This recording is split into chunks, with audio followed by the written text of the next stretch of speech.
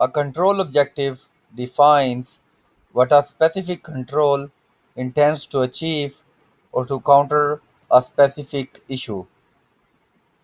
Control objectives can be defined at any level of organization structure, that is, at governance level, at management level, or at operations level. In this video, I will talk about a framework which defines control objectives at governance and management level for an IT organization. This framework is known as COBIT, or Control Objectives for IT and Related Technologies. This video is very important because not only I will be talking about COBIT framework, but I will also be talking about some other related framework like COSO, ITIL, CMMI. So let's start. Now, in early days, the information technology was considered a black box, and it was just one of the supporting functions of business processes. But with the passage of time, it became the business enabler without which a business cannot run, and therefore a need was emerged to apply the mature business principles on IT processes. Corbett framework was therefore developed to align information security processes and information security operations with business and governance objectives. Now, this framework can be used by the auditors, by the government and regulating bodies, and most importantly, the governance of an enterprise to keep the IT processes in line with the business practices and organization objectives. In this video, I will first discuss the historical background of COBIT framework, followed by its ties and its linkages with other related frameworks and standards, and then the principle of COBIT, and lastly, the frame itself.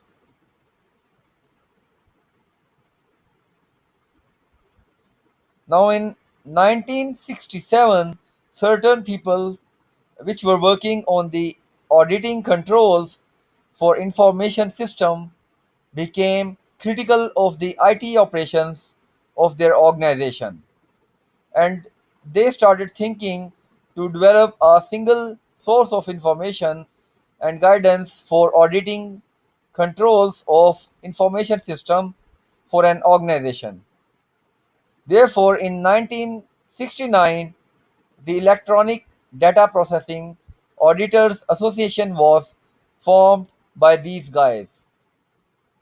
And in 1994, the Electronic Data Processing Auditors Association renamed itself as Information System Audit and Control Association, or ISACA.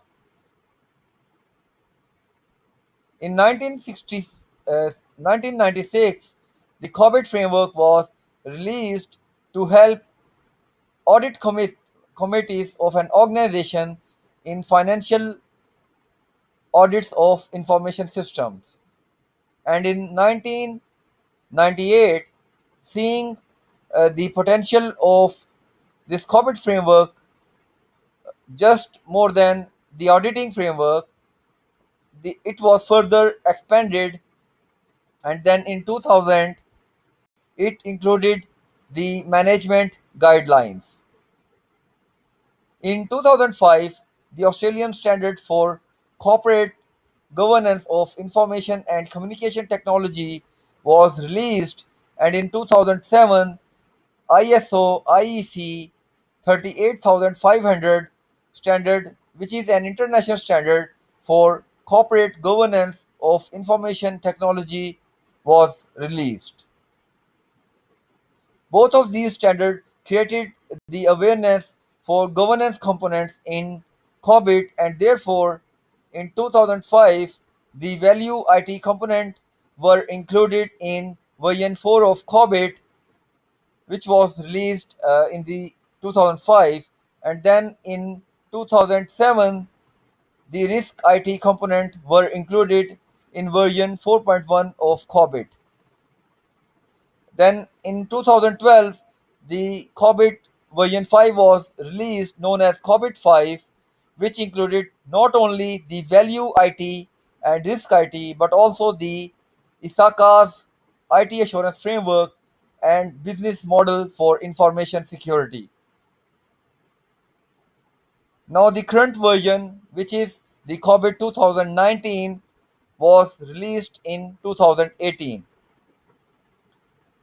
Now let's talk about the ties of this framework with other related frameworks and standards. So the COBIT framework has its ties with different international standards and frameworks.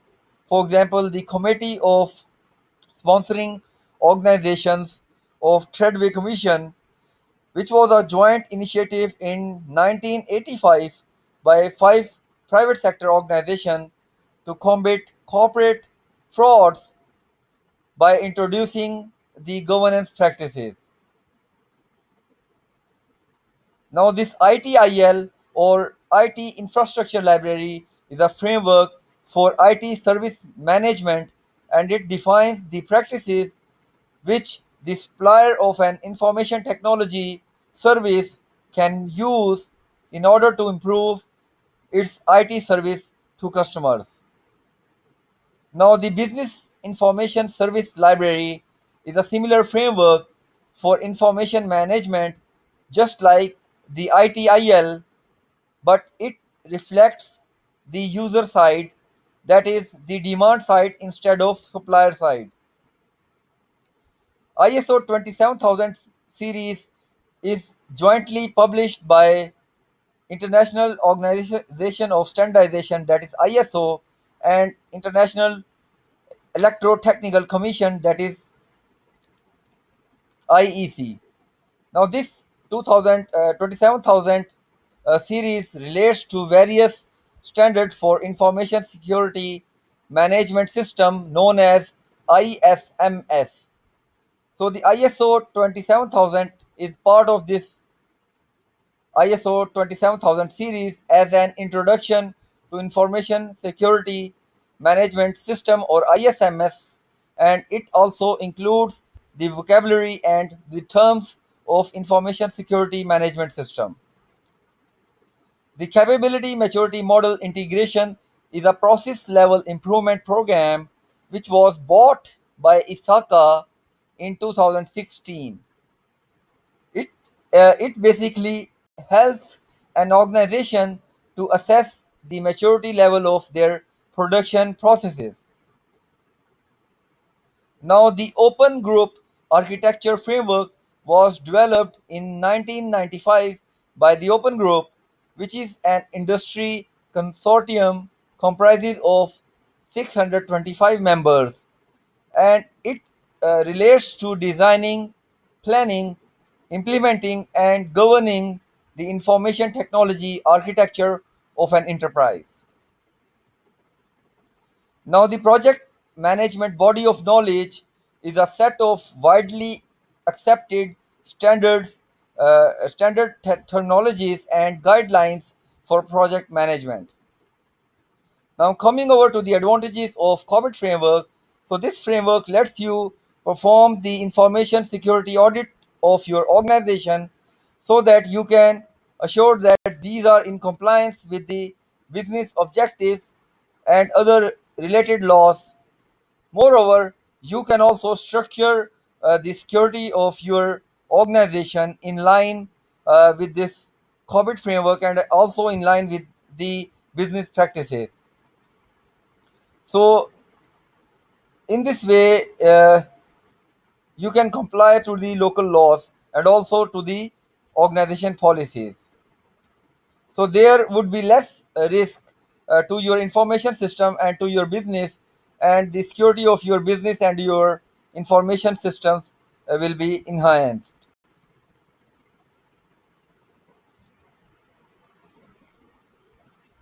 Now, this framework also optimizes the IT processes by making them in line with the business practices. Therefore, the IT provides value to the business, and this makes your IT processes more agile and your business model more agile, and your business may earn more. So this Corbett framework is not a business framework, rather it is a governance framework or a business framework only for IT processes which a business is using. Now there are certain principles which Corbett framework is built upon. So first principle is the you have to see the stakeholder needs, and you have to align your IT processes in line with this stakeholder needs. And then there should be end-to-end governance of IT processes. And then while carrying out the IT processes, you have to see the big picture as and you have to keep the holistic approach intact. And then this framework can be tailored as per the specific need of an IT enterprise, and the governance should be distinct from the management of that IT enterprise, and therefore it makes this governance to act as dynamic. Now there are certain components in this Corbett framework, and also there are four publications which are available on the website of ISACA, and there are around 40 control objectives, and then against each of these control objectives there are 40 processes, and then there are management guidelines, and then there are certain maturity model to assess the effectiveness of this frame implementation in your organization. So the components include the guidelines, the objectives, the processes, and the structures, and the information flows, and the people and skills, and principles and policies, and the culture of your organization, and the infrastructure of your organization, and the applications. So these are the component of corporate framework, and then there are four publication. So first publication is the introduction and overview of this corporate framework, and also the methodology. And then the next publication is regarding the control objectives, and the next one is for designing this Corbett framework, or designing your IT processes against this Corbett framework, and then implementing and optimizing the this framework implementation. And then there are control objectives. So these control objectives, which are 14 numbers, uh, can be divided into five domains. So first domain relates to the governance control objectives, and the next four domains relates to the management control objectives. So governance control objective is evaluate, direct, and monitor, and there are five processes against this control objective. And then second control objective is to align, or this is basically the domain, and then there are control objectives in this domain, and then there are processes to achieve these control objectives. So this domain is management domain, to align, to plan, and to organize IT processes, and to build, acquire, and implement IT processes, and to deliver service and support, and to monitor, evaluate, and assess. So in the first domain, there are five sub controls or sub objectives, control objectives, and then in second domain, which is the management domain, there are 14 sub controls and processes, and in third there are 11, and in fourth there are six, and then in fifth there are four. So these all sum up to 40. So the management guidelines links IT to business goals and to organization or to governance objectives. And these management guides helps to assign governance responsibilities and also the management responsibilities, and also to agree on IT objectives of an enterprise and to perform measurement of the IT processes and to see the inter-process relationship. So then there are maturity models to assess the implementation level of this framework or to assess the maturity level of your IT processes. So there are five structure levels. So these structure levels are initial, managed, defined, quantitatively managed, and optimizing. So based upon the maturity level of your IT processes are graded among these five levels. So if your IT processes are graded as initial level, then it means that they are in worse shape. And if these IT processes are in optimizing level, it means that they are in best shape. So this helps to identify the gaps in the implementation of the Corbett framework and then to do something about it. And overall, it will improve your IT processes and thus it will cause your production to be more reliable. Now, these are the four publications which are available on ISACA website, and these are the core principles, components, focused areas, and design factors. So, principles and components I have already discussed. So, the focused area lets an organization to achieve a specific objective. For example, if an organization wants to implement the cybersecurity portion of this COBET framework, so there is a focus area about it. And if an organization wants to manage its risk using this COBET framework, so there is a focus area about it. So these are the focused area based upon the peculiar needs of an organization. And then these are the design factors. While implementing this framework, these factors are to be considered by the organization, which will help them to design and to implement this COVID framework. And these are the 40 control objectives. So on the left side are the governance control objectives, and then the next five domains are the management control objectives, and there are certain processes against each of these control objectives. So this was all from my side. Uh, Please give your input on this video and please stay connected to my channel. Thank you.